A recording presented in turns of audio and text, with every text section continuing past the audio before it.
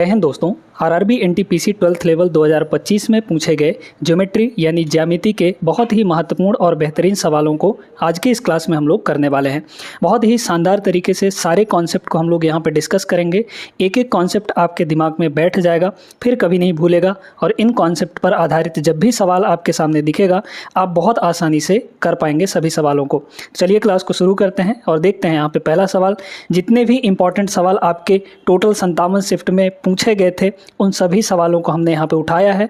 हर एक टाइप के, हर एक कैटेगरी के सवालों को करवाएंगे, ठीक है। तो बस क्लास पूरा करिएगा, एक एक चीज़ डिटेल में सब कुछ आपको बता दिया जाएगा। पहले सवाल, इस टाइप का सवाल बहुत सारे शिफ्ट में देखने को मिला। लगभग ये सवाल आप समझ लीजिए कि सेम टाइप का सवाल, बस डेटा यहाँ पे चेंज कर दे रहा था, एक एक दो दो डिग्री इधर उधर कर दे रहा था। बाकी ये 20-25 सवाल ऐसा पूछा गया है जिसमें से हमने सिर्फ एक या दो लिया है यहाँ पे। बाकी सेम टाइप का सवाल है, बस डेटा चेंज कर दे रहा था, है ना। सवाल क्या दिया गया है, समलंब चतुर्भुज है ABCD, मतलब ट्रेपेजियम है, जिसमें BC और AD के समांतर है। BC और AD एक दूसरे के पैरेलल हैं। AC CD के बराबर दिया है, AC आपका डायगोनल होगा। यदि ABC 18 डिग्री का है, BAC 93 डिग्री का है और ACD का माप यहाँ पे चाहिए हमें।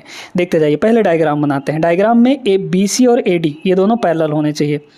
तो ये हो गया हमारा AD और फिर इधर हो जाएगा ये आपका BC, है ना। इस तरीके से इन दोनों को मिला दीजिए, इस तरीके से ये वाला हो जाएगा, है ना, और ये हो जाएगा। तो मतलब हमें ये पता चल गया, ये A है, ये आपका B है, ये C है और ये यहाँ पर D है। तो AD और BC ये दोनों पैरेलल है, बाकी ये दोनों पैरेलल नहीं है, ये ट्रेपेजियम है, ठीक। फिर कह रहा है कि AC और CD बराबर होना चाहिए। A से C को मिलाइए, कह रहा है कि ये साइड और ये साइड बराबर होगा। ABC 18, तो ABC मतलब ये एंगल 18 डिग्री का होगा, है ना, क्लियर है। फिर कह रहा है BAC 93 डिग्री, BAC मतलब ये जो एंगल है ये आपका 93 डिग्री का होगा। फिर इसके बाद ACD का माप चाहिए, मतलब ये एंगल हमें चाहिए, निकालना है, ठीक है। एक कॉन्सेप्ट, मतलब इसमें इस सवाल में दो कॉन्सेप्ट लगने वाले हैं, दो कॉन्सेप्ट का यूज़ होगा। सिंपल है। जैसे मान लीजिए कि हमारे पास दो पैरेलल लाइन है, बड़े ध्यान से समझते जाइएगा। दो पैरेलल लाइन है, इन दोनों पैरेलल लाइन को एक लाइन कोई काट रही है, ठीक है। तो काटने पर बहुत सारे एंगल बनते हैं, दो जगह एंगल बनते हैं। एक ठो यहाँ पर एंगल बनेगा और एक यहाँ पर एंगल बनेगा। यहाँ पे 4 ठो एंगल बनेंगे, है ना, ये 4 एंगल इस वर्टेक्स के पास और इस वर्टेक्स के पास भी यहाँ पे 4 एंगल टोटल बन जाते हैं, है ना। अब इनमें कुछ इंटरनल होते हैं, कुछ एक्सटर्नल होते हैं। देखिए, इस लाइन के ऊपर वाले जो 2 ठो एंगल बने हुए हैं, ये एंगल और ये एंगल, ये दोनों एक्सटर्नल हैं। इधर ये दोनों एक्सटर्नल हो जाएंगे, लेकिन ये और ये सब के सब क्या हैं, यहाँ पर इंटरनल एंगल है, मतलब इन दोनों पैरेलल लाइन के अंदर साइड बन रहे हैं। क्लियर है बात। अब इसके बाद इसमें देखिए कि एक ही साइड के इंटरनल एंगल का सम, एक ही साइड के इंटरनल एंगल का सम हमेशा 180 डिग्री होता है। मतलब ये जो एंगल है इसको मान लीजिए अगर A, ये वाला एंगल, और ये एंगल मान लीजिए अगर B है, तो A + B कितना हो जाएगा यहाँ पर 180 डिग्री के बराबर। इस कॉन्सेप्ट को हमेशा ध्यान रखना है।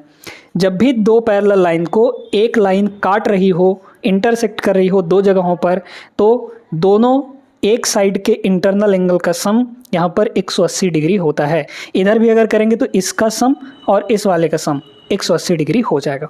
सेम कॉन्सेप्ट यहाँ पर भी आपको लगाना है, तो लगा दीजिए, आपका आराम से निकल जाएगा कि यहाँ पे ये एंगल कितना होगा। अब देखते जाइए, इसको मान लीजिए कि अपने पास x है ना। AD और BC ये पैरेलल लाइन है, तो एक इंटरनल एंगल ये पूरा का पूरा हो गया और एक इंटरनल एंगल ये हो गया। मतलब हम कह सकते हैं यहाँ पर कि भाई 18 डिग्री, है ना, 18 डिग्री प्लस ये दोनों का सम, मतलब x + 93, तो x प्लस यहाँ पे 93, इन सब को मिलाकर कितना हो जाएगा, इधर का ये सब मिलाकर 180 डिग्री के बराबर होना चाहिए, है ना। घटा लीजिए, तो x की वैल्यू कितनी आ जाएगी यहाँ पर, 180 में से कितना घटाएंगे हम लोग, 180 ये हो गया, है ना, 180 माइनस इन दोनों को जोड़िए तो 8 3 11 का 1 हासिल 1 9 1 10 के 11, मतलब 111 आ गया, ठीक है। घटा लीजिए इसको, कितना आ जाएगा, ये हो जाएगा 9 और ये हो जाएगा 6, मतलब 69 डिग्री। तो ये जो एंगल है अपने पास यहाँ पे ये 69 डिग्री के बराबर है। अब बड़े गौर से समझिएगा, किसी भी ट्रायंगल के अंदर बराबर साइड के सामने के एंगल बराबर होते हैं, ठीक है। जैसे ACD इस ट्रायंगल को अगर देखा जाए तो एक साइड ये CD है CD के सामने कितना एंगल है, यहाँ पर x है जो कि 69 डिग्री है। तो इस वाले साइड के सामने अगर 69 डिग्री है तो ये भी तो इसी साइड के बराबर है, मतलब इस वाले साइड के सामने ये जो एंगल होगा ये भी आपका 69 डिग्री होगा। क्यों? क्योंकि ये जो है एक यहाँ पर क्या बन गया, समद्विबाहु त्रिभुज बन गया, है ना। तो यहाँ पर ये भी आपका 69 डिग्री हो जाएगा। जब ये 69 ये 69 तो कहीं ये नहीं निकाल सकते हैं, तीनों एंगल का सम कितना होता है यहाँ पे, इंटरनल एंगल का सम ट्रायंगल के अंदर 180। तो 69 का डबल कितना होगा, 138, है ना, 70 दूना 140, ठीक है। तो 138 हो गया, है ना, 138 हो गया। और ये कितना ले लें हम कि 180 बन जाए, तो 180 में से इसको घटा लीजिए, 180 में से इसको घटा लेंगे हम तो हमारे पास आ जाएगा आंसर। बताइए कितना आएगा यहाँ पर, ये हो जाएगा 2, मतलब ये 42 डिग्री। ठीक है, तो 42 degree option number C is the correct answer. ऐसा सवाल बहुत ज़्यादा पूछा गया था तो एक सवाल हमने करवा दिया है, एक और सवाल इस टाइप का करवा देंगे, सेम है ना, बस डेटा चेंज कर देगा आपके लिए। चलिए सेकंड क्वेश्चन देखिए, सेम टाइप का है, बना भी लेंगे, रोक कर वीडियो बनाइएगा भी, है ना। देखते हैं, एक समलंब चतुर्भुज है, यहाँ पर BC और AD आपके पैरेलल हैं, तो सेम वही दिया गया है कि ये हो गया और कुछ इस तरीके से ये आपका हो जाएगा, है ना, यहाँ पर ये हो जाएगा। तो इसको यहाँ से ऐसे मिला देते हैं, इसको यहाँ से ऐसे मिला देते हैं और AC तो मिलाया ही जाएगा, है ना। फिर इसमें क्या क्या बोला गया है कि ये हो जाएगा A, ये हो जाएगा B, ये हो जाएगा C और ये हो जाएगा D, है ना। देखते जाइए, अब डायग्राम से ही लगाएंगे, कोई कैलकुलेशन वगैरह ज़्यादा नहीं करेंगे, सोचेंगे थोड़ा। ABC यहाँ पर ये 54 डिग्री के बराबर दिया गया है ना। फिर कह रहा है कि BAC 60 है, तो ये आपका 60 हो जाएगा, ठीक है। फिर इसके बाद यहाँ पर ACD मतलब ये वाला निकालना है। हाँ, AC और CD बराबर है, ये साइड और ये साइड बराबर है, ठीक है। देखिए ये पूरा और ये सब मिलाकर कितना होना चाहिए, 180 होना चाहिए। बड़े ध्यान से देखते जाइए, जिसमें से 60 ये है ना भाई, टोटल 180 होना चाहिए, तो 180 में पहले 60 निकालिए तो 120 पे आ गए, ठीक है। इसमें 60 में कितना कम है, 6 कमी है ना, तो 60 में 6 कमी है, तो यहाँ पर ये कितना हो जाएगा भाई, सब मिलाकर 180 होना चाहिए, तो 6 इसका बाकी है और 60 ये होना चाहिए, तब ना 6 60 60 60 तीनों मिलाकर 180 होंगे। तो ये वाला जो एंगल है वो 66 डिग्री के बराबर होगा। देख लीजिए, 6 अगर इसको दे देंगे तो ये भी 60 हो जाएगा, तो 60 + 60 + 60 यानी कि 180 हो गया। तो ये एंगल 66 डिग्री है, तो ये भी कितना होगा यहाँ पे 66 डिग्री के बराबर हो जाएगा। अब ये दोनों 66 हैं तो ये कितना होगा, निकाल लीजिए, 48 डिग्री के बराबर आ जाएगा, है ना, क्योंकि ये सारे के सारे क्या हैं, 180 करीब हैं, है ना। तो ये तो होगा नहीं, मतलब ये भी ऑप्शन नहीं होगा, ये भी नहीं होगा, ये भी नहीं होगा, ये छोटा सा वैल्यू यहाँ पर बचा हुआ है, न्यून कोण बचा हुआ है, यही आपका आंसर हो जाएगा। वैसे भी निकालेंगे, 66 दूना 132, 132 में हम क्या जोड़ दें कि 180 मिले तो 48 आ जाएगा, है ना। समझ गए। अब इस टाइप का सवाल लगा भी लेंगे, आगे चलते हैं। अगला क्वेश्चन देखिएगा, ये जो रेगुलर पॉलीगन बेस्ड क्वेश्चंस आते हैं इनको लगाने के लिए बस 2 फॉर्मूले की ज़रूरत होती है और कुछ कॉन्सेप्ट की ज़रूरत होती है ना। यहाँ पर आप जानते हैं कि एक रेगुलर पॉलीगन क्या कहलाता है, एक ऐसा पॉलीगन, मतलब चाहे वो ट्रायंगल हो, चाहे क्वाड्रिलेटरल हो, मतलब चतुर्भुज हो, पेंटागन हो, पंचभुज हो, हेक्सागन हो, षटभुज हो, मतलब जिनमें यहाँ पे कितने भी साइड हों लेकिन सारे के सारे साइड बराबर होने चाहिए, इक्वल लेंथ के होने चाहिए, तब वो रेगुलर पॉलीगन कहलाता है, यानी कि समबाहुभुज कहलाता है। पॉलीगन तो कोई भी हो सकता है ना, 3 साइड से शुरू होता है पॉलीगन, 3 साइड का हो सकता है, 4 साइड का हो सकता है, लेकिन रेगुलर कौन कहलाता है, जिसके सभी भुजाएं बराबर हों, सभी साइड्स इक्वल हों, ठीक है। अब इसमें यहाँ पर एक तो होता है नंबर ऑफ साइड, ठीक है, n जिसको हम लोग कहते हैं, मतलब उस रेगुलर पॉलीगन में कितने साइड्स मौजूद हैं, है ना, नंबर ऑफ साइड्स यहाँ पर, ठीक है, नंबर ऑफ साइड्स। फिर इसके बाद यहाँ पर आता है internal angle plus external angle. अब इसको बड़े ध्यान से आपको समझा देते हैं। यहाँ पर एक एग्जांपल लेकर समझाते हैं हम एक रेगुलर ट्रायंगल का। रेगुलर ट्रायंगल का मतलब ये है कि एक ऐसा ट्रायंगल जिसके तीनों साइड यहाँ पे बराबर हों, है ना, इक्विलैटरल ट्रायंगल। फिर इसके बाद देखिए इसमें 2 तरह के एंगल बनते हैं। ये जो है इंटरनल एंगल है, मतलब अंदर अंदर बन रहे हैं, और कुछ यहाँ पर एक्सटर्नल बनेंगे। जैसे किसी भी साइड को अगर आगे बढ़ा दें हम थोड़ा सा, है ना, जैसे यही साइड है, इसको हम थोड़ा सा एक्सटेंड करेंगे आगे की तरफ, तो एक और एंगल बन जाएगा, ये वाला एंगल, ये एक्सटर्नल एंगल कहलाता है। ये इंटरनल एंगल प्लस ये एक्सटर्नल एंगल, है ना, ये एक्सटर्नल एंगल।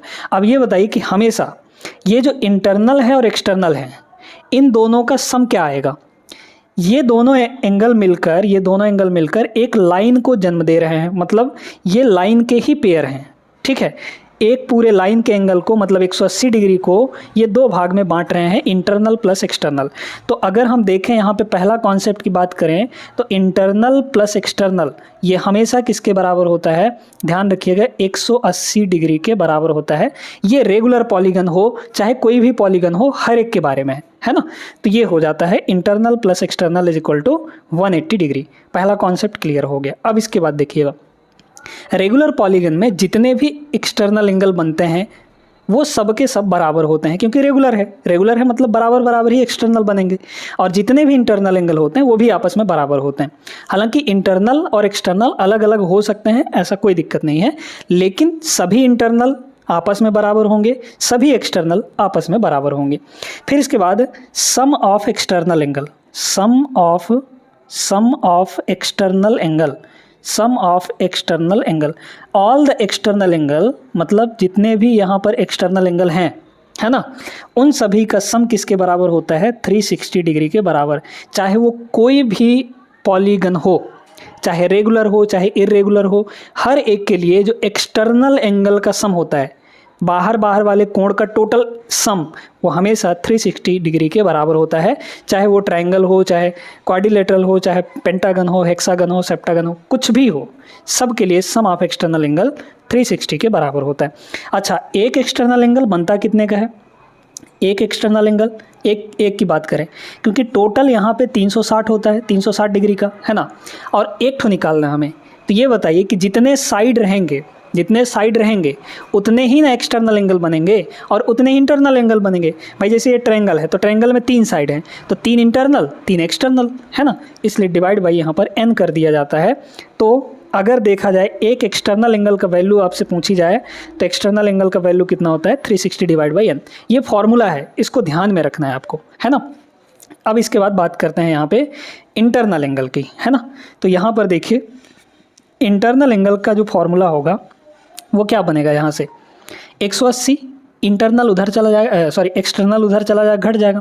मतलब 180 में से अगर एक्सटर्नल को घटा दिया जाए, एक्सटर्नल है कितना यहाँ पे 360 डिवाइड बाई n के बराबर है, इसको अगर घटा दिया जाए तो हमारे पास इंटरनल मिल जाएगा। मतलब ये फॉर्मूला निकल आया। इसको एक तरीके से और भी लिखा जा सकता है, कैसे लिखा जा सकता है बताइए। तो यहाँ पर इंटरनल एंगल, इसी फॉर्मूले को अगर हम 180 कॉमन ले लें, है ना, तो क्या बनेगा, ये बन जाएगा यहाँ पर n-2 डिवाइड बाई n, और यहाँ पे बाहर 180 डिग्री हो जाएगा, मतलब ये मल्टीप्लाई में रहेगा, है ना। तो ये भी एक फॉर्मूला है, मतलब इसी को बना कर लिया गया है।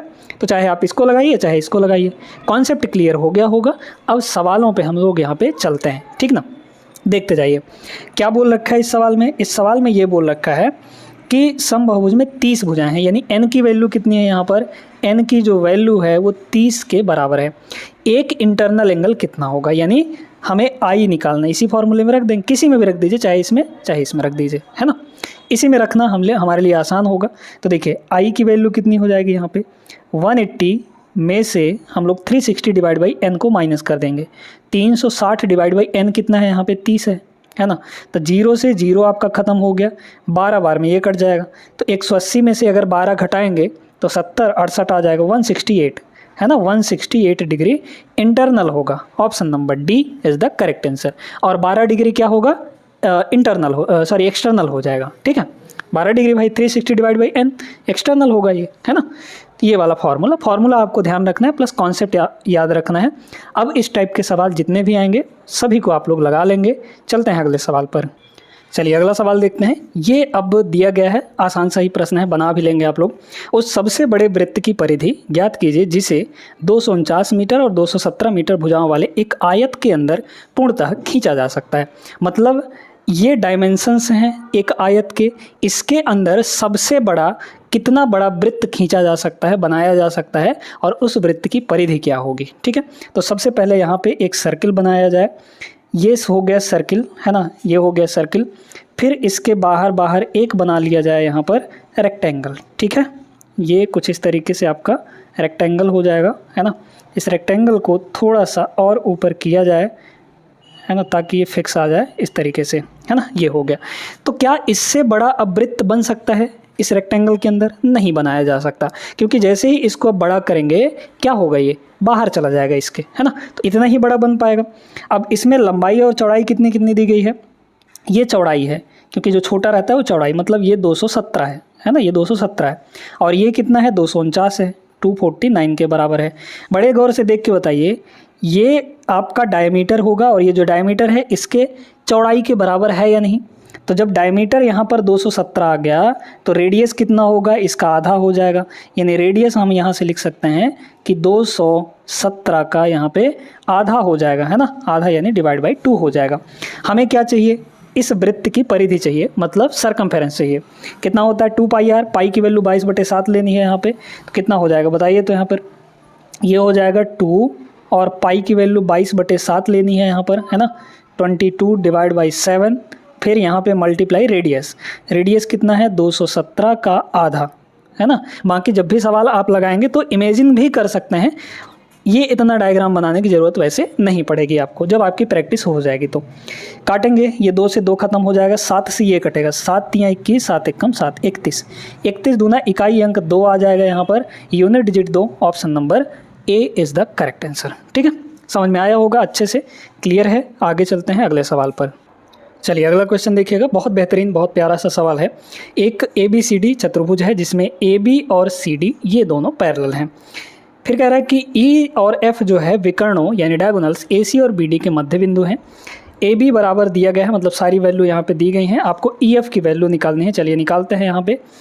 तो सबसे पहले यहाँ पर हमारे पास एक ट्रायंगल दिया गया है, सॉरी क्वाड्रिलेटरल दिया गया है। क्वाड्रिलेटरल बना लेते हैं, है ना। यहाँ पर तो एक क्वाड्रिलेटरल में आपको AB और CD ये दोनों पैरेलल दिए गए हैं, है ना। तो AB और कुछ इस तरीके से हो जाएगा, ये C और D, कुछ भी ले सकते हैं, आपकी मर्जी है ना। तो देखिए ये हो जाएगा इसके बराबर और ये हो जाएगा इसके ऐसे। तो यहाँ पर AB और CD बोला है ना, AB और CD, तो इसको A ले लीजिए, है ना, इसको B ले लीजिए, कहीं से भी ले सकते हैं, आपकी मर्जी है, C और D। तो AB और CD ये दोनों पैरेलल हो गए। अब इनका डायगोनल भी बना लेते हैं, तो ये हो जाएगा AC और ये हो जाएगा यहाँ पर BD। इनके मध्य बिंदु को आइडेंटिफाई करिए। इसका जो मध्य बिंदु है वो समथिंग यहाँ पर आएगा, है ना, और इसका जो मध्य बिंदु है वो समथिंग यहाँ पर आएगा। ठीक है, ये पॉइंट E है, AC का मध्य बिंदु E है और BD का मध्य बिंदु यहाँ पर F है। हमें ये साइड चाहिए, मतलब ये वाला चाहिए हमें। ठीक है, तो E से लेकर F तक की लंबाई हमारे पास यहाँ पर चाहिए। इसका एक डायरेक्ट कॉन्सेप्ट बताते हैं दोस्तों, भूलिएगा नहीं, जब भी ऐसे देना AB और CD पैरेलल हों और इन दोनों डायगोनल्स को मिलाने वाली मध्य बिंदुओं को मिलाने वाली रेखा की लंबाई अगर चाहिए हमें, तो EF जो होगा, EF ये जो होता है, ये होता है 1/2 डिफरेंस ऑफ ये दोनों जो पैरेलल लाइंस हैं इनका डिफरेंस, यानी कि हम कह सकते हैं AB माइनस यहाँ पर CD। ठीक है, ये मॉड इसलिए लगा है क्योंकि डिफरेंस में आप हमेशा पॉजिटिव वैल्यू लिया करते हैं। ठीक है, तो देखते हैं क्या हो जाएगा यहाँ पे, इसी में रखना है 1/2, है ना, 1/2 और AB कितना है, AB बताइए, AB आपका यहाँ पे 45 है, तो ये हो गया 45 माइनस CD कितना है या फिर DC, ये हो जाएगा 53, है ना। 45 में 53 घटाएंगे 8 आएगा, 8 का आधा यहाँ पर 4 आ जाएगा, तो ये हो गया 4 सेंटीमीटर के बराबर। Option number A is the correct answer. उम्मीद करते हैं समझ आ गया होगा सभी लोगों को। आगे चलते हैं क्वेश्चन नंबर 6 पे। ये क्वेश्चन एक कॉन्सेप्चुअल क्वेश्चन है। बोला गया है कि ABCD एक चतुर्भुज है जिसकी भुजाएं बराबर हैं। ठीक है, सभी भुजाएं बराबर है और ABC मतलब कि यहाँ पर एक साइड जो है 90 डिग्री दिया गया है। यदि सम्मुख भुजाएं समांतर हों तथा सम्मुख कोण बराबर हों तो ABCD एक क्या होगा यहाँ पर। ठीक है, ABC हमारे पास 90 डिग्री के बराबर दिया गया है, तो मतलब कुछ ऐसे दिया गया है। साथ में बोला है कि भुजाएं भी बराबर हैं, तो जब भुजाएं बराबर हैं यहाँ पर तो एक स्क्वायर ही तो बनेगा, उसके अलावा तो कुछ बनेगा नहीं भाई। ये हो गया A, ये हो गया B, है ना, ये हो गया C और ये हो गया D। अब इसमें ABC 90 बोला है, तो ये 90 डिग्री के बराबर है। ठीक है, जब ये 90 डिग्री है, साथ में बोला है सम्मुख भुजाएं यानी सामने की भुजाएं अपोजिट साइड्स वो समांतर हैं। समांतर मतलब ये दोनों पैरेलल हैं, ये दोनों पैरेलल हैं, तथा सम्मुख कोण बराबर हैं, ये 90 तो ये भी 90, है ना। फिर इसके बाद अच्छा ये अगर 90 है तो ये कितना होना चाहिए, ये भी 90 होना चाहिए। जब ये 90 है तो इसका जो अपोजिट होगा ये भी 90 होगा। चारों साइड यहाँ पे बराबर, चारों एंगल बराबर, तो क्या बनेगा यहाँ पर, एक स्क्वायर ही तो बनेगा। Option number A correct answer हो जाएगा। ठीक है, उम्मीद करते हैं समझ में आ गया होगा यहाँ पर। चलिए आगे चलते हैं अगले सवाल पर। ये छोटा जो सवाल है यहाँ पर, ये सवाल बहुत लोगों को कंफ्यूज कर देता है। सब लोग क्या सोचते हैं कि यहाँ पे अर्धवृत्त यानी जो सेमी सर्कल होता है उसका अगर पेरीमीटर निकालना है तो सीधे सीधे जो पूरा हमारा सर्कल का पेरीमीटर होता है उसका आधा कर देना है, जबकि ऐसा होता नहीं है दोस्तों, है ना। यहाँ पर बड़े ध्यान से चीज़ों को समझिएगा। अगर हम बात करें एक पूरे सर्कल की, है ना, ये हमारे पास एक पूरा सर्कल है, तो इस पूरे सर्कल में एक तो रेडियस बनेगा यहाँ पर, है ना, ये मान लीजिए इस तरीके से ये डायमीटर है ना। तो अगर यहाँ पे ये रेडियस r है तो इसका जो सरकमफेरेंस है वो कितना बनेगा, 2πr बनेगा, है ना, पूरा का यहाँ से लेकर ये पूरा बाउंड्री आपका 2πr बनेगा। लेकिन जब बात की जाती है सेमी सर्कल की यानी कि अर्धवृत्त की, तो लोग क्या करते हैं, इसी का आधा कर देते हैं। तो आधा करेंगे तो क्या मिलेगा उनको, यहाँ पे πr मिल जाएगा, और πr आ जाएगा आंसर आपके ऑप्शन में। अगर है भी, ये फार्मूला लगा के निकालेंगे तो वो वैल्यू अगर आपके ऑप्शन में है भी तो वही टिक कर देते हैं, जो कि गलत हो जाता है।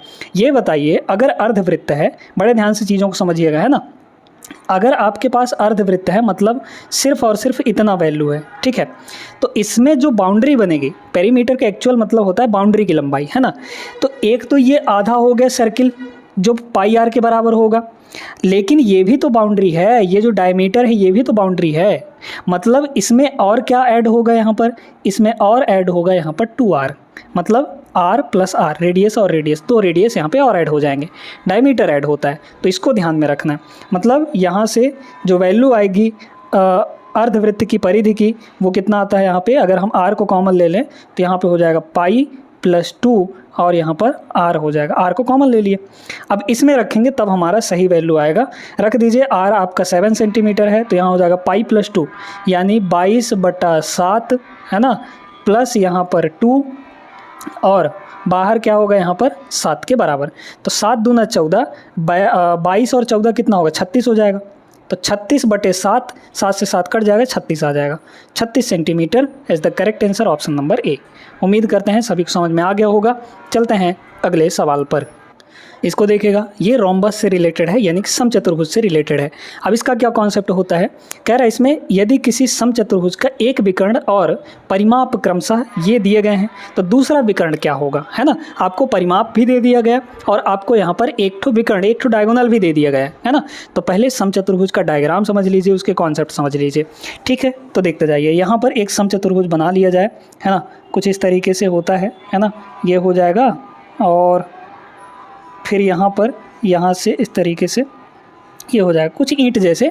लेकिन यहाँ पर एक चीज़ ध्यान रखना है कि सारे साइड यहाँ पर बराबर होते हैं, ये सभी के सभी साइड क्या होंगे, यहाँ पर बराबर हो जाएंगे। भले यहाँ पे बराबर नहीं दिख रहा है बट मानिए, ठीक है। अगर ये बराबर हैं तो इनके डायगोनल भी बराबर होंगे, बराबर नहीं मतलब यहाँ पर अलग अलग होंगे, लेकिन एक दूसरे को 90 डिग्री पे कट करते हैं। भाई देखिए यहाँ पर, इसको बड़े गौर से समझिएगा, यहाँ पर है ना, थोड़ा बड़ा कर देते हैं। ये भी आपका 90 डिग्री का होगा, यहाँ पर ये 90 डिग्री का होगा और इधर ये भी 90 डिग्री का होगा, मतलब ये सब के सब 90 डिग्री के हो जाएंगे, है ना। तो जब भी दो डायगोनल समचतुर्भुज के यानी रोम्बस के एक दूसरे को काटते हैं तो 90 डिग्री बना देते हैं और बाइसेक्ट करते हैं, मतलब आधे आधे पे काटते हैं, है ना। जैसे अगर ये बड़ा वाला डायगोनल को हम D1 मान रहे हैं तो इधर हो जाएगा D1 का आधा यानी D1/2 और इधर भी D1/2 हो जाएगा, आधा आधा हो जाता है। अगर इस पूरे को हम D2 मान रहे हैं तो इधर का हिस्सा ये भी D2 का आधा हो जाएगा यानी कि D2/2 हो जाएगा, ये वाला। अब ये 90 डिग्री है तो क्या आप एक साइड नहीं निकाल सकते हैं, क्योंकि एक साइड मिल गया तो चारों साइड मिल जाएंगे हमारे। पाइथागोरस लगा लीजिए, पाइथागोरस के हिसाब से ये वाला जो होगा ये क्या हो जाएगा, अंडर रूट, देखते जाइएगा बड़े ध्यान से, इसका स्क्वायर प्लस इसका स्क्वायर, है ना। तो अगर देखा जाए तो ये हो जाएगा D1 का स्क्वायर, है ना, D1 का स्क्वायर प्लस यहाँ पर D2 का स्क्वायर, D2 का स्क्वायर, ठीक है। और डिवाइड में यहाँ भी 4 आएगा, इसके स्क्वायर करेंगे तो 4 आएगा, इसका भी स्क्वायर करेंगे तो 4 आएगा। 4 4 आपका डिनोमिनेटर में आ गया, 4 आ जाएगा बाहर, बाहर जब आएगा तो 2 बन के बाहर आ जाएगा, है ना। तो D1 square plus D2 square का रूट डिवाइड बाई 2 हो जाता है यहाँ पर एक ठो साइड। जब एक साइड हमें पता चल गया है तो इसका कहे पेरीमीटर नहीं निकाल सकते हैं। पेरीमीटर क्या हो जाएगा इसका बताइए तो, इसका जो पेरीमीटर है, पेरीमीटर किसके अकॉर्डिंग यहाँ पर डायगोनल्स के अकॉर्डिंग, अगर डायगोनल दिए गए हैं तो पेरीमीटर हो जाएगा 4 इंटू साइड, क्योंकि चारों साइड बराबर हैं, तो ये प्लस ये 4 इंटू साइड हो जाएगा। साइड कितना दिया गया है यहाँ पे, डिवाइड बाई यहाँ पर पहले ये वाला 2 और यहाँ पे ये हो जाएगा d1 स्क्वायर और प्लस यहाँ पे d2 स्क्वायर हो जाएगा, है ना। इसको काट देंगे तो ये 2 बार में आ जाएगा। अब इस फॉर्मूले में हमको रखना है और अपनी वैल्यू निकालनी है। देखिए पेरीमीटर कितना दिया है 40, मतलब ये आपका 40 है, बराबर यहाँ पे 2 है और अंडर रूट देखते जाइएगा बस d1 का स्क्वायर, मतलब एक डायगोनल आपको दिया है 16, तो 16 का स्क्वायर ये हो जाएगा 256, है ना, प्लस d2 स्क्वायर ये हमें नहीं पता है तो इसको एज इट इज़ रहने दीजिए। ये इधर आएगा तो ये बताइए, ये इधर आएगा डिवाइड होगा मतलब 20 बनेगा, और ये जो रूट लगा है इधर आ जाएगा तो स्क्वायर बन जाएगा, मतलब 20 का स्क्वायर जो कि 400 होगा, माइनस यहाँ पे ये हो जाएगा 256, है ना। या फिर आप ऐसे करिए, सुनते जाइए, इसको और अच्छे तरीके से बता देते हैं आपको। देखिए ये 20 इधर आया, है ना, 2 इधर आएगा तो 20 हो जाएगा, इधर आएगा तो स्क्वायर लग जाएगा, मतलब 20 का स्क्वायर, तो ये हो गया 20 का स्क्वायर, और ये 256 जो था वो 16 का स्क्वायर था, तो 16 का स्क्वायर इधर ला के घटा दीजिए, तो मतलब हमारे पास क्या बन गया यहाँ पर d2 स्क्वायर बन गया। अब ये a square minus b square है तो a plus B a minus B बनेगा, 20 प्लस 16 यानी 36 मल्टीप्लाई 20 माइनस 16, एक बार जोड़ेंगे एक बार घटाएंगे, ये 4 बन जाएगा। ये रूट ये जो स्क्वायर है इधर आके रूट लग जाएगा, बराबर यहाँ पर हो गया d2, तो d2 की वैल्यू ये 6 आएगा और ये यहाँ पर 2 आ जाएगा, है ना, वर्गमूल निकालेंगे तो 12, ऑप्शन नंबर सी इसका करेक्ट आंसर होगा। यानी जो सेकंड डायगोनल होगा वो 12 के बराबर होगा। इस कॉन्सेप्ट को याद रखना है आपको, फॉर्मूला बस अगर आपको याद है तो आप बड़े आसानी से इस सवाल को लगा सकते हैं, डायग्राम बनाने की ज़रूरत नहीं पड़ेगी। नेक्स्ट क्वेश्चन यहाँ पर देखिएगा, बहुत बेहतरीन बहुत शानदार सा प्रश्न है आपके सामने। इसमें बोल रखा है कि 9 सेंटीमीटर रेडियस वाले एक वृत्ताकार चाप के एक त्रिज्य खंड बनाया गया है, ठीक है। फिर यहाँ पे कह रहा है कि जो केंद्र पर 18 डिग्री कोण बनाता है इसका परिमाप क्या होगा। ये एक 2 रेडियस मिलाकर एक त्रिज्य खंड बना दिए और यहाँ से लेकर यहाँ तक ये एक चाप है यानी आर्क है, ठीक है। तो यहाँ पर देखिए ये जो एंगल है ये 18 डिग्री का बन रहा है ना, 18 डिग्री का बन रहा है। हमें ये सब मिटाकर सिर्फ इस चाप को रखना है और ये जो त्रिज्य खंड बन रहा है इसका परिमाप हमें निकालना है, इसका पेरीमीटर निकालना है। तो पेरीमीटर क्या होता है, बाउंड्री की लंबाई। बाउंड्री बताइए क्या क्या है, एक तो ये रेडियस हो गया, एक ये रेडियस हो गया, तो ये भी पूरा बाउंड्री हो गया। लेकिन हमें आर्क निकालना है, जो आर्क का लंबाई होता है, आर्क का फॉर्मूला बता देते हैं आपको, ठीक है। आर्क का जो फॉर्मूला होता है ये होता है θ/360, मतलब कितना सेंटर पे एंगल बन रहा है डिवाइड बाई 360 और मल्टीप्लाई यहाँ पे 2πr, है ना, 2πr ये फॉर्मूला होता है, इसको ध्यान में रखना है आपको। तो बस निकालिए यहाँ से r प्लस r, तो जोड़ ही लेंगे फिर इसके बाद, है ना। तो मतलब 18 प्लस कुछ आएगा यहाँ पे और यही वैल्यू हमें निकालनी है। चलिए निकालिए, ये हो जाएगा 18, है ना, थीटा की वैल्यू 18 डिवाइड बाई यहाँ पर 360 मल्टीप्लाई यहाँ पे 2πr, पाई की वैल्यू 3.14 लेना है, ये भी ध्यान में रखना है। तो ये हो जाएगा 2 × πr, है ना, तो पाई की वैल्यू 3.14 मतलब 314/100 ले सकते हैं, फिर मल्टीप्लाई यहाँ पे 9 हो जाएगा। अच्छा देखते जाइए यहाँ पे 18 दूना 36 से ये 10 बार में कट जाएगा, है ना। अब तो कुछ नहीं कट रहा है, डायरेक्टली इसको मल्टीप्लाई करिए 9 से, है ना। 9 चौके यहाँ पर हो जाएगा 36, यहाँ पे कर देते हैं 9 चौक 36 का 6 हासिल 3, 9 एकम 9, 9 3 12 का 2 हासिल 1 और फिर 9 3 27, 27 एक 28 हो जाएगा। तो यहाँ पर ये हो गया 28, ठीक है। अब नीचे देखिए 100 ये रहा, 10 ये रहा, तो मतलब 1000। 1000 का मतलब क्या हुआ, यहाँ पर ये आ जाएगा, ठीक है, यहाँ पर ये लगेगा, मतलब 2.8 आएगा।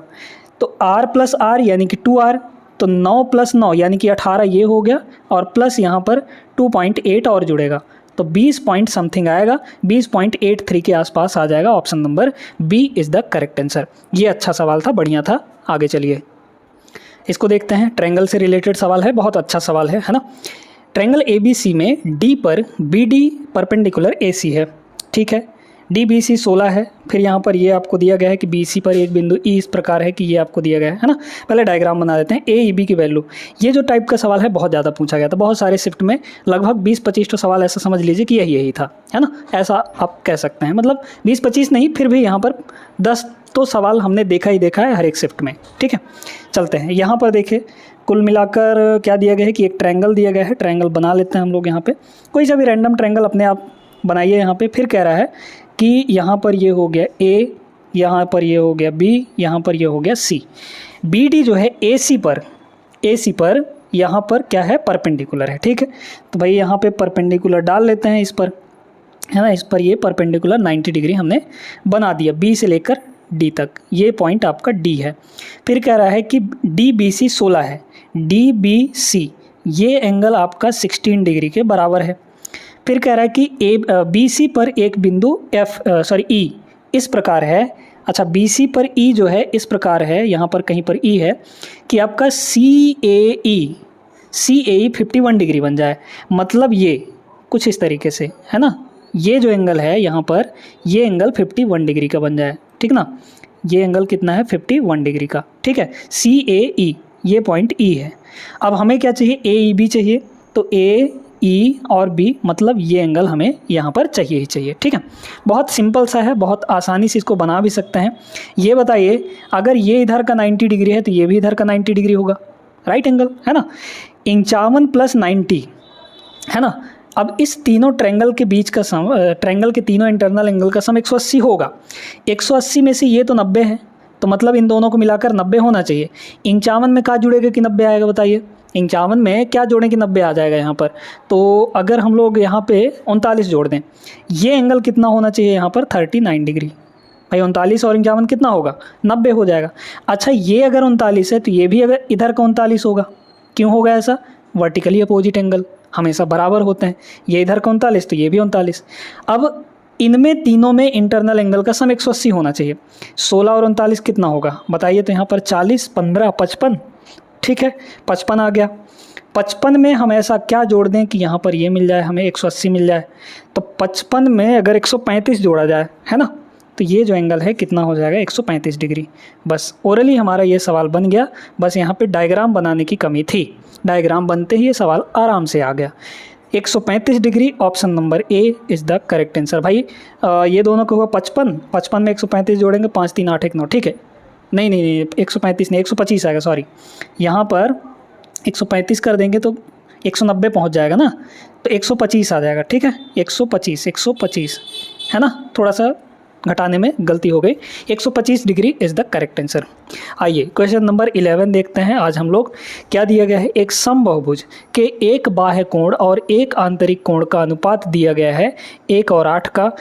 बहुभुज की भुजाओं की संख्या कितनी होगी। ठीक है, एक इंटरनल एंगल प्लस एक एक्सटर्नल एंगल का सम आप सभी को पता है 180 डिग्री के बराबर होता है।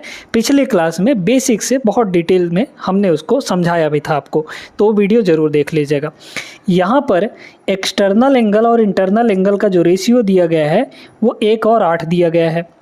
हम जानते हैं कि internal angle plus external angle in दोनों का सम कितना होता है, एक्चुअल में यहाँ पर 180 डिग्री के बराबर होता है ना। अगर रेशियो में दोनों का सम देखा जाए एक्सटर्नल प्लस इंटरनल का, तो 1 और 8 यानी कि 9 यूनिट है।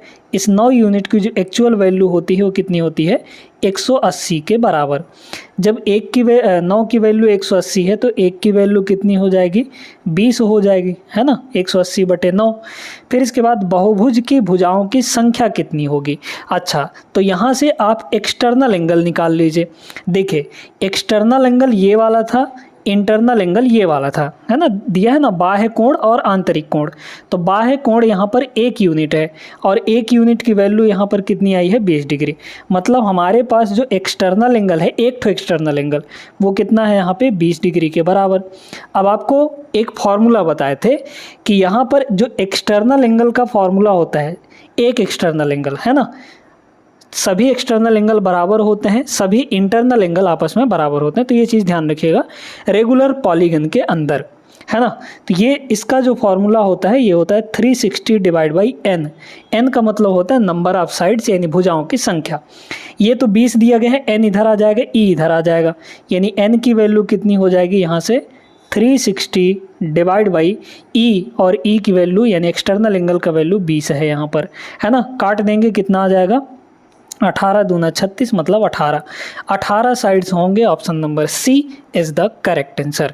उम्मीद करते हैं सभी को समझ में आ गया होगा। चलते हैं नेक्स्ट पे। ये वाला क्वेश्चन देखिए दोस्तों, ये जो क्वेश्चन है पूरे 57 शिफ्ट में अगर देखा जाए तो बहुत सारे शिफ्टों में ये सवाल देखने को मिला था। ठीक है, बस डाटा थोड़ा थोड़ा चेंज कर दे रहा था, लेकिन टाइप वही है। तो सीख लीजिए कैसे करना है। एक सवाल पिछले भी क्लास में हमने करवाया था। फिलहाल यहाँ पे देखिएगा, एक त्रिभुज ABC है, डी पर BD परपेंडिकुलर AC है, मतलब AC पर एक परपेंडिकुलर डाला गया है BD। ठीक है, फिर यहाँ पर ये दिया गया है 16 डिग्री के बराबर। BC पर एक बिंदु E इस प्रकार है कि CAE 51 है, AEB हमें फाइंड करना है। ये RRB NTPC ग्रेजुएट लेवल में भी आया था और 12th लेवल में भी, यानी अंडर ग्रेजुएट लेवल में भी ये सवाल देखने को मिला है। क्या पता यहाँ पर ग्रुप डी के अंदर भी देखने को मिल जाए, तो इसलिए छोड़ना नहीं है इसको। एक त्रिभुज है हमारे पास, यहाँ पर एक त्रिभुज बना लेते हैं। ठीक है, इस त्रिभुज में अगर देखा जाए तो ये पॉइंट A है मान लीजिए, ये पॉइंट आपका B है और ये पॉइंट यहाँ पर C है। इसमें बोला गया कि BD AC पर परपेंडिकुलर है, ये AC है, B से इस पर परपेंडिकुलर डालिए, है ना। परपेंडिकुलर का मतलब यहाँ पर 90 डिग्री। ठीक है, तो इस तरीके से 90 डिग्री बनाते हुए हम लोग ने यहाँ पे डाल दिए, ये 90 डिग्री है। ठीक है, अब देखते जाइए यहाँ पे, ये पॉइंट आपका D है। फिर कह रहा है कि DBC 16 है, DBC मतलब ये एंगल हमारे पास 16 डिग्री के बराबर दिया गया है। फिर कह रहा है कि BC पर एक बिंदु E इस प्रकार है। अच्छा भाई, BC पर एक बिंदु E है कहीं पे, है ना, ये मान लीजिए E है। आप रैंडमली कुछ भी बना लीजिए, बाकी निकालना तो ऐसे ही है ना। तो कह रहा है कि CAE ये पॉइंट E है, तो CAE मतलब ये जो एंगल है ये 51 डिग्री के बराबर दिया गया है। क्या चाहिए हमें, AEB चाहिए। AEB मतलब ये एंगल हमें चाहिए। ये एंगल अगर चाहिए तो यहाँ पर एक सेकंड देखते जाइएगा, आपको क्या दिया गया है कि DBC ना, अच्छा DBC सॉरी, यहाँ पर ये 16 नहीं दिया गया है। अरे यार, यहाँ पे ये मिट गया, ये 16 नहीं दिया गया है। ठीक है, ये यहाँ पर 16 नहीं है, यहाँ पर ये वाला 16 है। ठीक है, ये 16 डिग्री है, DB और C। ठीक है, ये एंगल 16 है, यहाँ पे थोड़ा सा मिस्टेक हो गया था। चलिए, तो अब देखिए कि ये जो छोटा सा ट्रायंगल है A और ये बीच वाला पॉइंट और D, ये छोटे से ट्रायंगल में दो एंगल पता है आपको, ये 90 डिग्री क्योंकि परपेंडिकुलर था, तो 90, ये 51 और ये कितना होगा बताइए, ये तो 90 है, मतलब ये दोनों मिलाकर 90 होना चाहिए। तो इसके लिए इसको कितना होना पड़ेगा, 39, है ना, ये हो जाएगा आपका 39 डिग्री। अगर ये 39 है तो ये भी आपका 39 होगा, है ना, ये भी क्या होगा यहाँ पे 39 डिग्री हो जाएगा। क्यों ऐसा, क्योंकि यहाँ पर वर्टिकली अपोजिट एंगल है, शीर्षाभिमुख कोण, है ना। अगर ये 39 है, ये 16 है, तो अब इस छोटे वाले ट्रायंगल में तीनों एंगल का सम 180 होना चाहिए, आप सभी जानते हैं। तो ये 39 और 16 कितना हो गया, 55 हो गया। 55 में यहाँ पर क्या जोड़ें कि हमें 180 मिल जाए, बताइए, तो 120 डिग्री हो जाएगा, सॉरी 125 डिग्री हो जाएगा, है ना। तो ये एंगल 125 आ गया। Option number B is the correct answer. यही तो हमें पूछा था, जो कि मिल चुका है। तो बस डायग्राम बनाने की देरी थी यहाँ पर, बाकी सवाल तो ऐसे ही देख कर भी बन जाता। आगे चलिए, चलते हैं अगले प्रश्न पे। इस सवाल में दोस्तों बिल्कुल भी पेन नहीं चलाना है, सीधे सीधे 2 सेकंड का प्रश्न है, 2 सेकंड भी नहीं लगेगा, पढ़ते ही आप आंसर बता देंगे। एक समबाहु त्रिभुज, समबाहु मतलब इक्विलैटरल ट्रायंगल, यानी जिसके तीनों साइड बराबर हैं। प्रत्येक भुजा यानी हर एक साइड कितने सेंटीमीटर की है, 13 सेंटीमीटर की। परिमाप चाहिए इसका, परिमाप क्या हो जाएगा, तीनों किनारों का सम। तो तीनों साइड कितने हैं यहाँ पे, 13 13 13 13 3 39 आ गया आपका। ऑप्शन नंबर B क्या था इसमें, परिमाप यानी पेरीमीटर का मतलब होता है जो बाउंड्री होती है उसकी लंबाई, है ना, टोटल लेंथ। तो 13 13 13, तीनों साइड 13 13 के हैं, तो 13 3 39 हो जाएगा। चलिए अगला सवाल ये रहा हमारे सामने, त्रिभुज का क्षेत्रफल निकालना है, तीनों साइड आपके पास दिए गए हैं। यहाँ पर एक तो तरीका है कि आपके पास जो हीरोन फार्मूला होता है उसका यूज़ करके आप लोग आराम से निकाल सकते हैं इसका, है ना। और एक तरीका ये है कि आप एक बार पहले चेक कर लीजिए क्या ये जो तीनों साइड हैं किसी राइट एंगल ट्रायंगल के तो नहीं है। अगर ये तीनों साइड जो 82, 18 और 80 सेंटीमीटर दिए गए हैं, अगर ये तीनों साइड किसी राइट एंगल ट्रायंगल के होंगे तो राइट एंगल ट्रायंगल का एरिया निकालना तो बहुत आसान होता है ना। तो एक बार थोड़ा सा चेक कर लेते हैं, और चेक करने का तरीका बहुत आसान है, आपको बताए दे रहे हैं। चेक कैसे करना है कि ये तीनों साइड राइट एंगल के हैं यानी समकोण त्रिभुज के हैं या नहीं। पहले तो यहाँ पर ये देखिए कि इन तीनों में क्या कॉमन आ सकता है।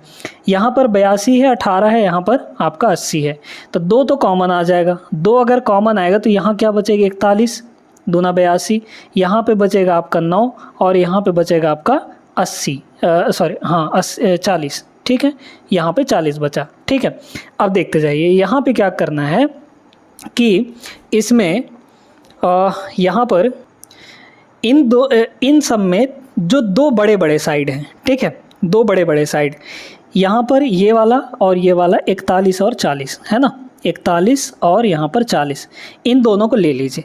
फिर क्या करिए, चेक करने का तरीका बता रहे, एक बार इन दोनों को जोड़िए, जोड़ेंगे तो कितना हो जाएगा, 81 हो जाएगा, है ना, 81 हो जाएगा। और एक बार इन दोनों को घटाइए, घटाएंगे कितना होगा, 40 में से 41 में से 40 घटाएंगे 1 आएगा, कितना आ गया टोटल यहाँ पर 81 आ गया। अब इस 81 को देखिए, क्या सबसे छोटे वाले के स्क्वायर के बराबर है, बिल्कुल है, 9 के स्क्वायर के बराबर ये 81 है। मतलब पक्का है कि यहाँ पर ये जो है आ गया ना, ये जो किए थे हम लोग 2 बड़े बड़े वालों को लेकर यहाँ पर एक बार जोड़े थे, फिर मल्टीप्लाई एक बार घटाए थे, जो भी आएगा वो सबसे छोटे वाले के स्क्वायर के बराबर अगर है तो यहाँ पर ये तीनों साइड राइट एंगल ट्रायंगल के हैं, इतना ध्यान रखिएगा। ठीक है, क्लियर हो गया। तो अब राइट एंगल ट्रायंगल का जो एरिया होता है, राइट एंगल ट्रायंगल का एरिया वो क्या होता है, 1/2 इंटू बेस इंटू हाइट या फिर परपेंडिकुलर, है ना, यही तो होता है। इसमें से जो सबसे बड़ा होगा वो तो आपका हाइपोटेनस को रिप्रेजेंट करेगा, यानी कर्ण, तो ये 82 कर्ण हो जाएगा। बाकी ये दोनों आपके बेस और हाइट हो जाएंगे, मतलब बेस और परपेंडिकुलर हो जाएंगे। तो इस फॉर्मूले में रख दीजिए 1/2, बेस कितना है यहाँ पर 18 है, हो गया 18, किसी को भी ले सकते हैं आप, कुछ भी, चाहे बेस 80 को ले लीजिए चाहे बेस 18 को ले लीजिए, वही मतलब है। यहाँ पर फिर परपेंडिकुलर 80 हो जाएगा, है ना। तो 18 चौक 72 यानी 720, 720 option number C is the correct answer. तो एक बार ज़रूर चेक करिएगा, क्योंकि हीरोन फार्मूला जब आप लगाएंगे तो हीरोन फार्मूला में बहुत सारी चीज़ें, बहुत कैलकुलेशन करना पड़ता है, हालांकि आ जाएगा, ऐसा कोई दिक्कत नहीं है। हीरोन फार्मूला आपको बता भी देते हैं कैसे क्या होता है। तो सबसे पहले उसमें एक चीज़ होता है सेमी पेरीमीटर। सेमी पेरीमीटर का मतलब होता है पेरीमीटर का हाफ, यानी जो भी इन तीनों साइड को जोड़कर आधा आएगा वो सेमी पेरीमीटर होगा, मतलब एस का वैल्यू होगा। फिर उसके बाद जो ट्रायंगल के एरिया का फॉर्मूला बनता है वो बनता है दोस्तों यहाँ पर एस इंटू एस माइनस ए इंटू यहाँ पर एस माइनस बी और इंटू यहाँ पर एस माइनस सी, इस तरीके से ये बनता है। ये फॉर्मूला लगाएंगे तो आपके पास यही चीज़ निकल कर 720 आ जाएगा, है ना। उम्मीद करते हैं समझ आ गया होगा। क्वेश्चन नंबर 15 पे चलिएगा। सवाल नंबर 15 ये रहा आपके सामने। यदि किसी त्रिभुज का क्षेत्रफल 1080 सेंटीमीटर स्क्वायर है और उसकी भुजाएं 5, 12, 13 के अनुपात में है, तो त्रिभुज का परिमाप क्या होगा। परिमाप निकालना है, बहुत ध्यान से इस चीज़ को समझिएगा, ठीक है। तो यहाँ पर दोस्तों एक बात आप जानते हैं कि ये जो 5, 12, 13 ऐसे नंबर दिए गए हैं कि ये ट्रिपलेट हैं, मतलब यहाँ पर ये एक राइट एंगल के साइड को रिप्रेजेंट कर रहे हैं। 5, 12, 13, 5 का स्क्वायर प्लस 12 का स्क्वायर ये 13 के स्क्वायर के बराबर होता है। मतलब यहाँ पर अगर हम साइड मानेंगे तो एक साइड होगा 5x, दूसरा साइड होगा यहाँ पर 12x और तीसरा साइड यहाँ पर 13x। ये जो 13x होगा ये आपका हाइपोटेनस होगा। क्या होगा यहाँ पर, ये आपका हाइपोटेनस को रिप्रेजेंट करेगा, मतलब कर्ण होगा, क्योंकि ये सबसे बड़ा है। बाकी ये दोनों एक ठो बेस हो जाएगा, एक ठो परपेंडिकुलर हो जाएगा, है ना। तो 5, 12, 13 ध्यान रखिएगा ये ट्रिपलेट होते हैं। मतलब ऐसा साइड अगर दिख जाए आपको तो पक्का है कि राइट एंगल ट्रायंगल का ही साइड है। अब राइट एंगल ट्रायंगल का जो एरिया होता है वो क्या होता है, 1/2 बेस इंटू परपेंडिकुलर। बेस आपका 5x है ना, ध्यान से देखते जाइएगा, 5x है, मल्टीप्लाई परपेंडिकुलर कितना है 12x है, बराबर यहाँ पर कितना हो गया, ये दिया गया है 1080 के बराबर, है ना। देखिए ये कट जाएगा आपका 6 बार में, तो 6 पंचे 30, उधर जाके डिवाइड, x इंटू एक्स कितना हो गया एक्स स्क्वायर, यहाँ हुआ 1080 और डिवाइड बाई 6 पंचे 30, मतलब ये कितना आ गया 36 के बराबर। 108/3 36 होता है। एक्स स्क्वायर की वैल्यू 36 है, मतलब x का वैल्यू 6 आएगा। त्रिभुज का परिमाप चाहिए तो परिमाप तीनों को जोड़ लीजिए, कितना होगा 5x plus 12x plus 13x, 12 13 25 plus 5 यानी कि 30x हो जाएगा। 30x मतलब यहाँ पर 30 इंटू 6 180 आएगा। परिमाप कितना होगा? पेरीमीटर 180 के बराबर। ऑप्शन नंबर बी यहाँ पे करेक्ट आंसर होगा। आगे बढ़ते हैं क्वेश्चन नंबर 16 पर। इसमें भी आपको एरिया ही निकालना है, तो एक बार तीनों साइड को चेक कर लीजिए क्या ये राइट एंगल ट्रायंगल के हैं। तो दो बड़े बड़े वालों को पकड़िए, एक 53 है एक 45 है, ठीक है। तो यहाँ पर हो गया 53 और एक हो गया यहाँ पर 45, है ना।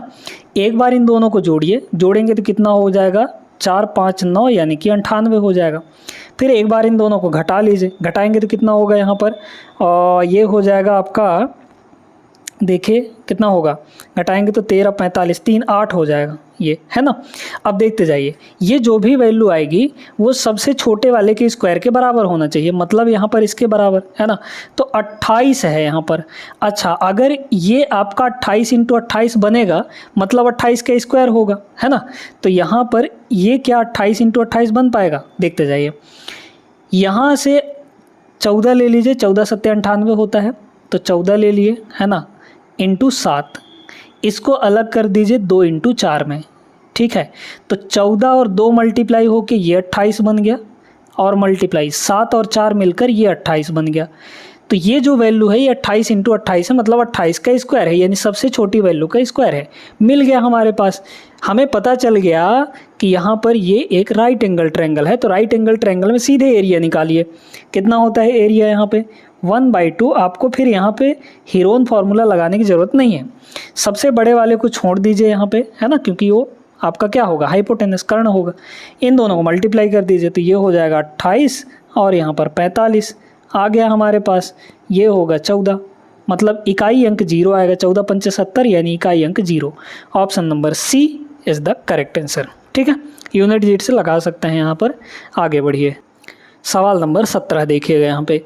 समद्विबाहु त्रिभुज की दो बराबर भुजाओं की लंबाई 85 है और इसके आधार की लंबाई यहाँ पे 72 सेंटीमीटर दिया गया है ना। तो निकाल लेते हैं हम लोग। क्या निकाला जाएगा यहाँ पर? यहाँ पर निकाला जाएगा आपके पास, ठीक है, क्षेत्रफल निकालना है हमें। समद्विबाहु त्रिभुज का मतलब क्या हो गया यहाँ पर कि जिसकी दो साइड्स यहाँ पे बराबर हों, है ना। दो साइड ये 85 85 दी गई हैं, ये भी आपका 85 है ना, और ये भी आपका यहाँ पर 85 है। फिर इसके बाद देखते जाइएगा यहाँ पर, अगर हम यहाँ से ऐसे परपेंडिकुलर डालेंगे तो ये आधे आधे पे डिवाइड कर देगा इसको, मतलब ये टोटल जो भी बेस होगा उसका आधा आधा कर देगा, यानी 72 है टोटल, यहाँ से लेकर यहाँ तक 72 है। तो इधर भी आपका 36 हो जाएगा और इधर भी आपका 36 हो जाएगा, 36 दूना 72, है ना। तो अब इसका एरिया का फॉर्मूला क्या होता है? एरिया का फॉर्मूला होता है 1/2 बेस इंटू हाइट। बेस कितना है? टोटल 72 है, इंटू यहाँ पर ये वाली हाइट, ये वाली हाइट यहाँ पर, और ये हाइट आपको निकालनी पड़ेगी, है ना। कैसे निकालेंगे आप? देखते जाइए। 85 के स्क्वायर में से पाइथागोरस लगाएंगे, 85 के स्क्वायर में से 36 का स्क्वायर घटाएंगे हम लोग यहाँ पर, है ना। फिर इसके बाद यहाँ पे ये निकल कर आएगा। अब बड़े गौर से देखिए दोस्तों, इसको निकालेंगे कैसे। देखिए 85 का स्क्वायर माइनस 36 का स्क्वायर, यानी हमारा यहाँ पर ऐसे हुआ 85 स्क्वायर माइनस 36 स्क्वायर, ठीक है। और इसका ले लेंगे यहाँ पर रूट, पाइथागोरस लगा रहे हैं भाई, तब ना जाके ये h मिलेगा हमें। तो ये h का वैल्यू यहाँ पर आएगा। अब ये बताइए a square minus B square नहीं है क्या? है ना। तो एक बार जोड़िए, एक बार घटाइए। 6 5 11 का 1 जोड़ रहे हैं एक बार, है ना, 85 और 36 को। 6 5 11 का 1, 8 3 11 1 12, 121 मल्टीप्लाई, एक बार घटाइए, 15 में से 6 गया 9 आ जाएगा। फिर यहाँ पर 7 में से 3 गया 4 आ जाएगा। इसका रूट लेना है, यानी कितना आ गया? 11 और यहाँ पर 7, तो 77 हो जाएगा ये, है ना।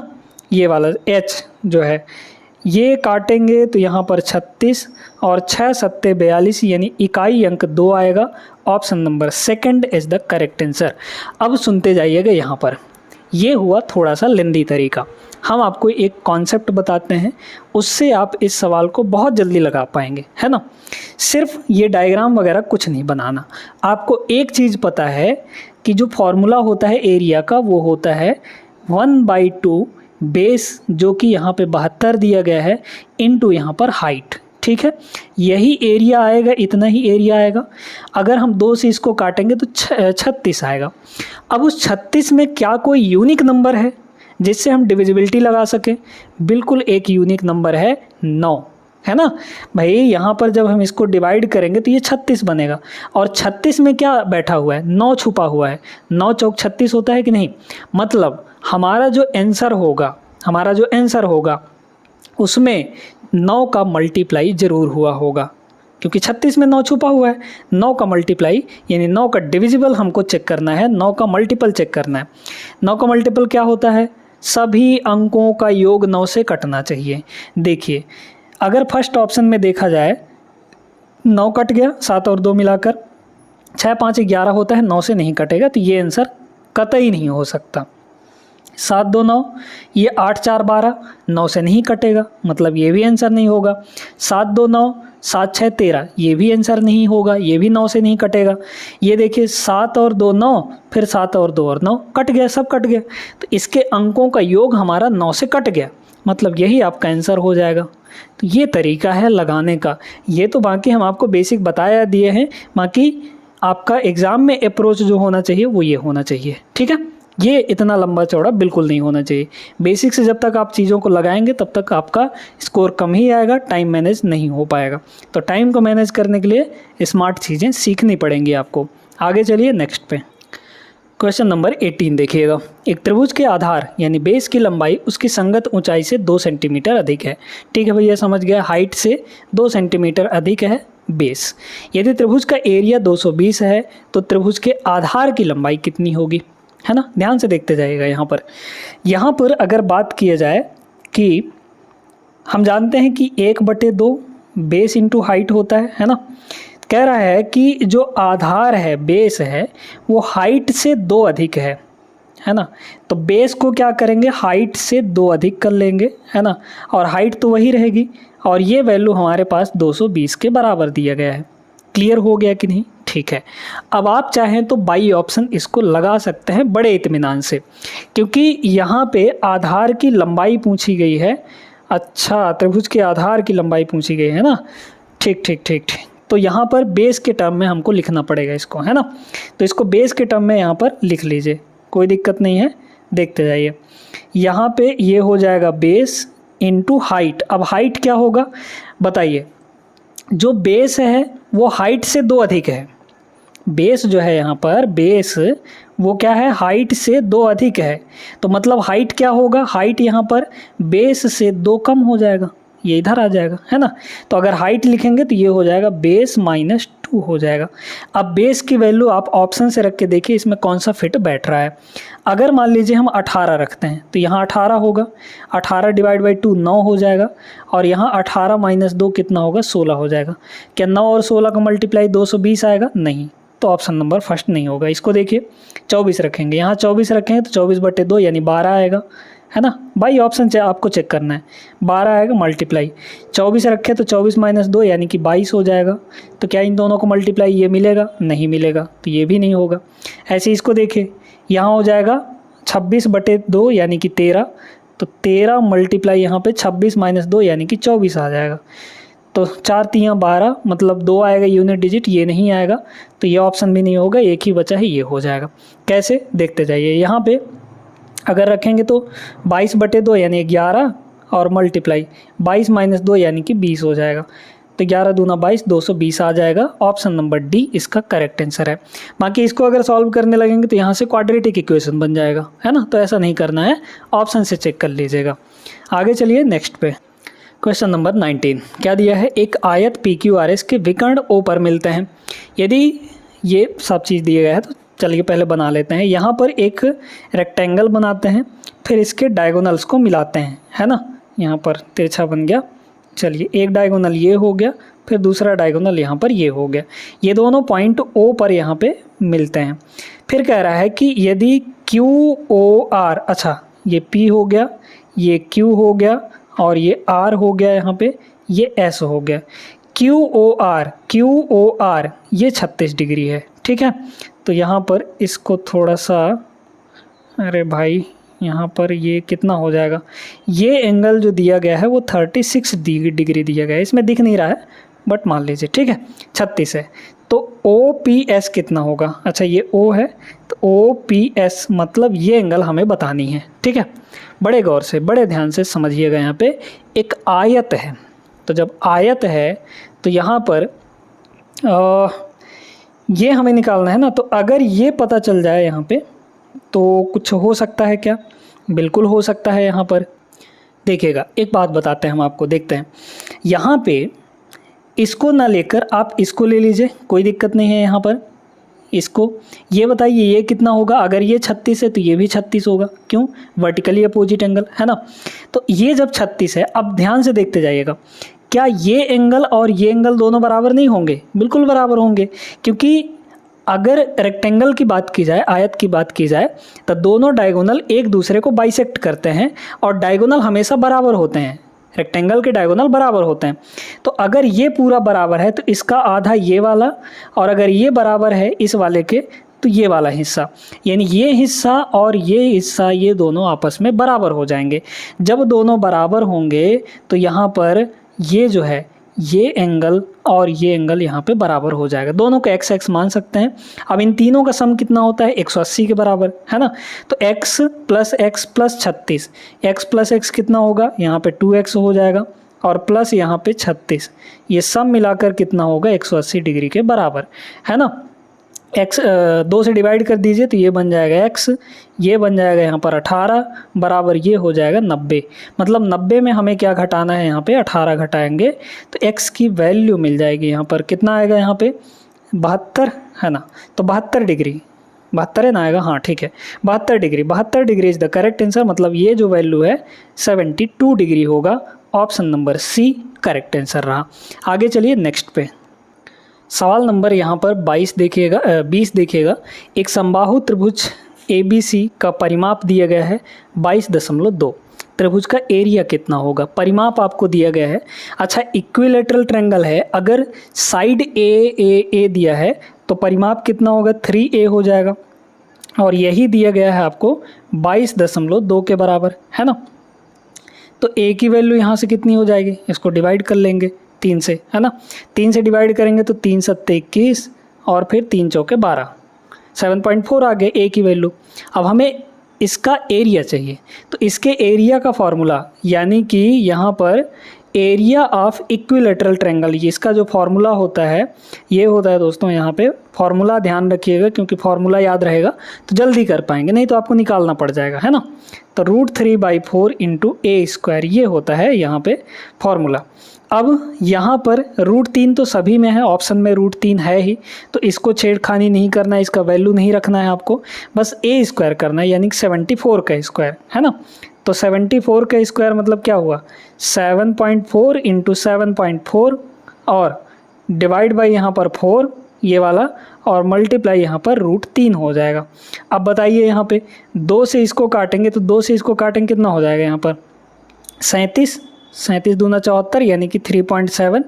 अच्छा 2 इसमें बचा है तो 2 से फिर इसको काट दीजिए तो ये भी 3.7 हो जाएगा, यानी कि 37 का स्क्वायर हमें लिखना है ना। तो 37, अब यहाँ पर ये 37 का स्क्वायर हुआ, इसको निकालने के एक तरीका बताते हैं। ये किसके करीब है, 50 के करीब है ना। 50 से ये कितना कम है, 13 कम है दोस्तों। तो जब 50 से 13 कम है यहाँ पर, तो आप 13 का स्क्वायर कर दीजिए, जितना कम है उसका स्क्वायर। 50 से 13 कम है तो 13 का स्क्वायर कितना होता है, 169। 169 में से 2 डिजिट अपने पास रखना है, एक को कैरी में भेज देना है। 69 को रख लिए, एक यहाँ पर कैरी रख लिया।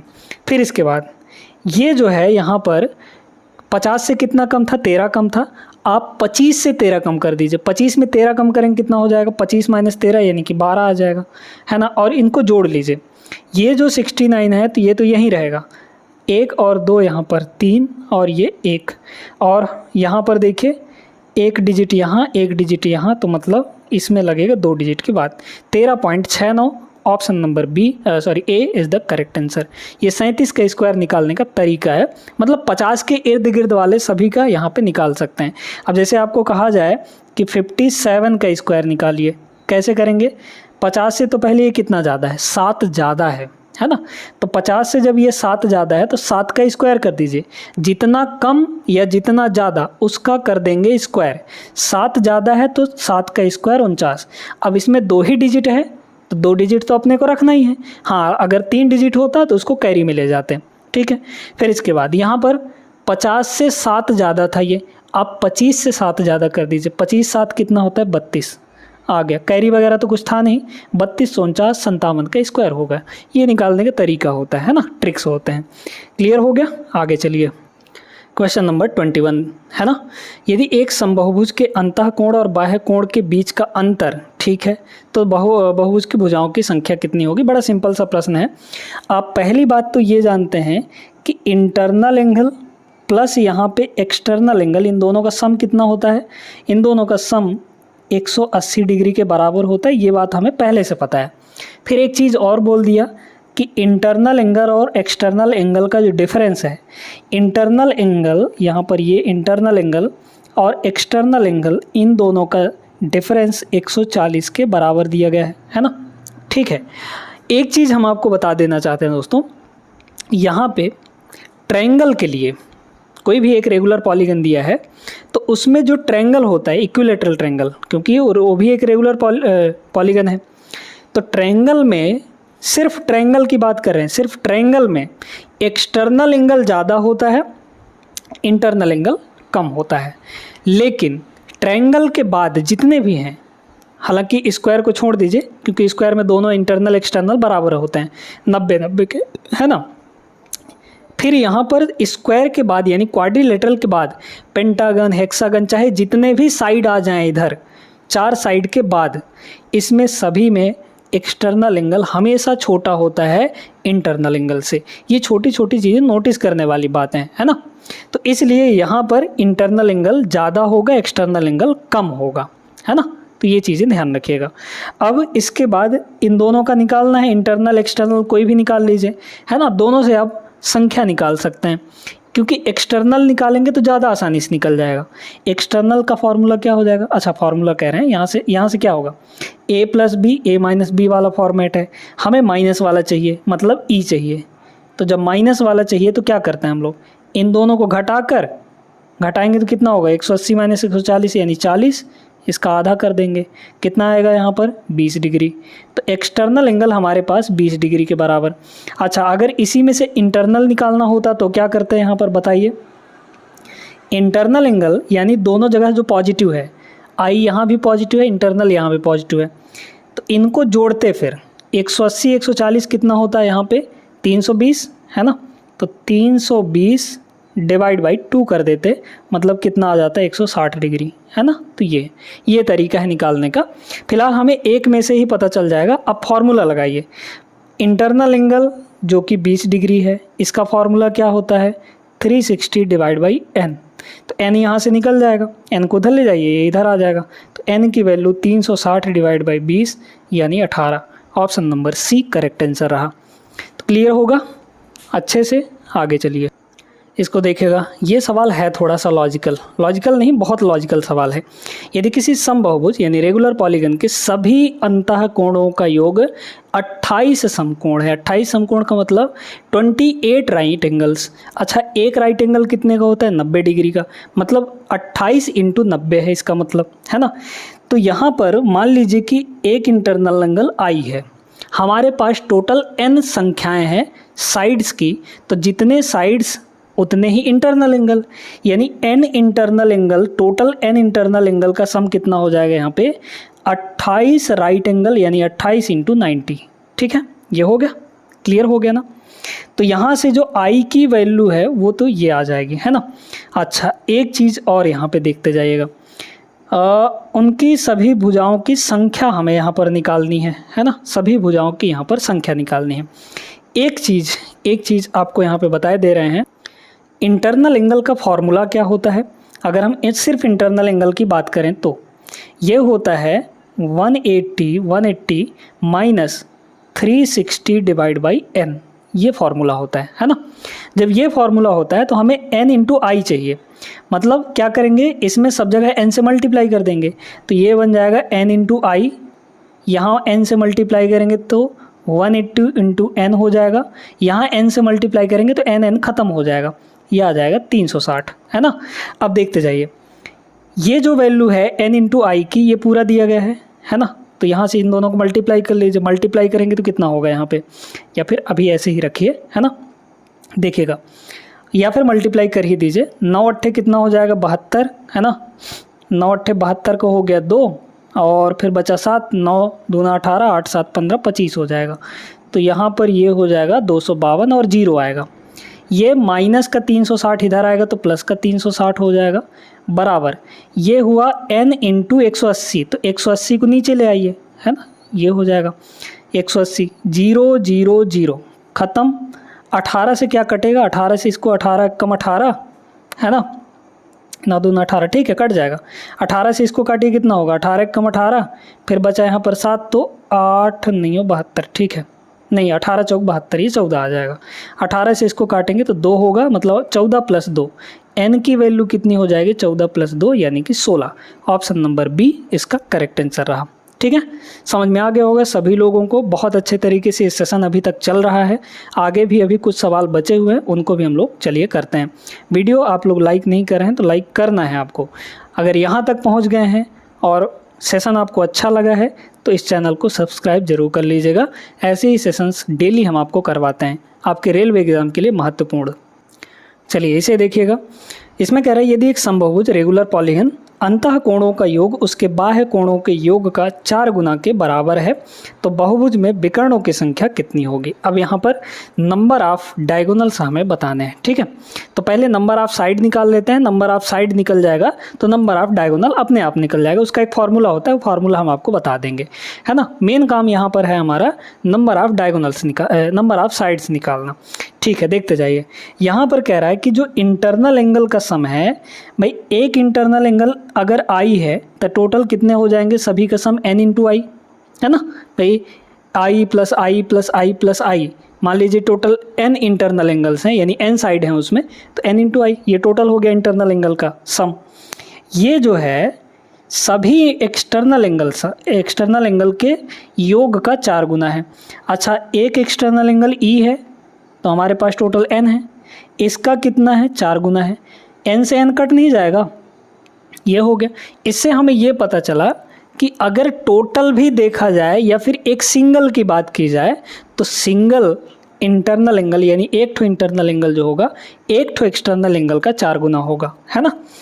तो i की वैल्यू यहाँ से 4e आ गया, है ना। i की वैल्यू कितनी आ गया, 4e के बराबर आ गया। अब यहाँ से वैल्यू रख दीजिए। वैल्यू क्या होता है यहाँ पर, हाँ एक चीज़ और, i प्लस ई की वैल्यू कितनी होती है, i प्लस ई की वैल्यू 180 डिग्री, है ना, 180 डिग्री के बराबर। ये बात तो आप लोग जानते ही हैं। अच्छा, i 4e है तो यहाँ 4e प्लस ई यानी कि 5e हो गया।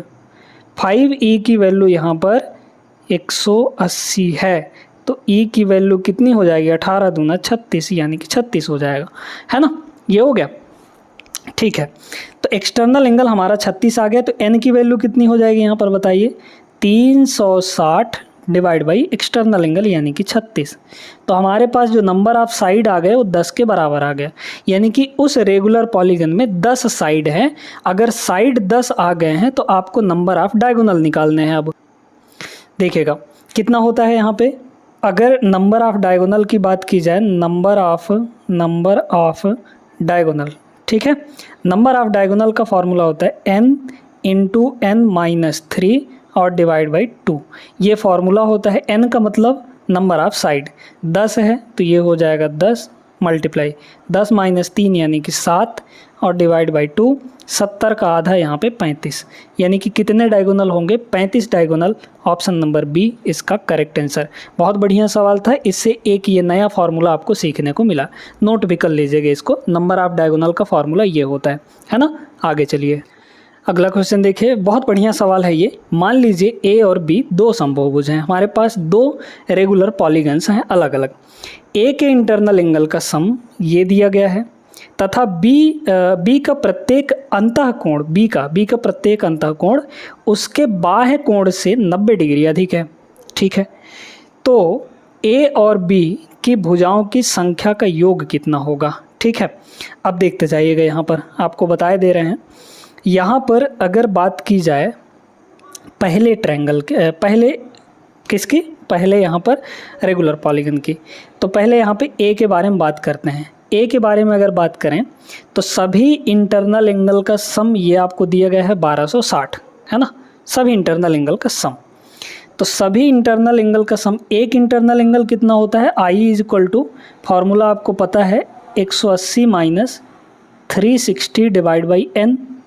एन से सब जगह हम मल्टीप्लाई करेंगे तो एन इंटू आई आएगा, ये सभी इंटरनल एंगल का सम होगा और ये हो जाएगा 180 इंटू एन माइनस यहाँ पे 360, है ना। अब इसमें ये वैल्यू पता है कितनी है, 1260 है, तो ये हो जाएगा 1260, ये 360 इधर आ जाएगा तो प्लस 360 बटे में यहाँ पर 180, है ना, ये हो जाएगा बराबर, यहाँ से n आ गया। ये a के लिए है, 0 0 सब जगह कट जाएगा, है ना, काटिए यहाँ पे 0 0 0, 18 से काटेंगे कितना हो जाएगा, कितना होगा यहाँ पर, 18 से 7 बार में कटेगा, है ना, 18 सत्ते 126 होता है, ये हो गया, और 18 दूना यहाँ पर ये हो जाएगा। तो n की वैल्यू यहाँ से कितनी आ गई, ये देखिए 7 2 9 के बराबर। मतलब पहले रेगुलर पॉलीगन में जो नंबर ऑफ साइड होगा वो 9 होगा। अब दूसरे में हमें निकालना है। आ जाइए यहाँ पर b के बारे में चर्चा करते हैं। देखिए क्या कह रहा है, इसमें b का जो प्रत्येक अंतः कोण है एक्सटर्नल से 90 अधिक है ना। यहाँ पर कह रहा है कि जो इंटरनल है वो एक्सटर्नल से कितना अधिक है, यहाँ पर अधिक का मतलब प्लस 90 है। तो हम यहाँ से कह सकते हैं कि i माइनस ई की जो वैल्यू है वो कितनी है, 90 के बराबर। और आप और एक चीज़ जानते हैं कि i प्लस ई की वैल्यू कितनी होती है, 180 के बराबर, है ना। तो क्या यहाँ से e नहीं निकाल सकते, एक्सटर्नल एंगल निकाल लीजिए, कितना हो जाएगा, a plus B, a minus B, इन दोनों घटाकर आधा, 180 में से 90 गया, 90 आएगा, 90 का आधा यहाँ पर 45 हो जाएगा। ठीक है, ये हो गया। अब इसमें हमें क्या चाहिए, इसका साइड चाहिए, नंबर ऑफ साइड, यानी कि n निकाल लीजिए इसका, तो क्या हो जाएगा 360 डिवाइड बाई एक्सटर्नल एंगल जो कि 45 है। ठीक है, तो 45 दूना 90 और 9 चौके 36, यानी कि 8 आ जाएगा। ठीक है, 8 ही आएगा ना भाई। यहाँ पे अगर इसको डबल कर दें तो 45 दूना 90, 9 8 72, ठीक है 8 आ जाएगा यहाँ पे, है ना, तो ये 8 होगा। तो यहाँ पे इसमें n की वैल्यू 9 है, इसमें आपका 8 है, तो 8 और 9, 9 8 यहाँ पे 17 हो जाएगा। टोटल पूछा था ना, a और b के भुजाओं की संख्या का total 17, option number a is the correct answer. Clear हुआ सभी को अच्छे तरीके से। एक सवाल यहाँ पे और किया जाए, चलिए फिर यहाँ पे टोटल 25 सवाल हो जाएंगे।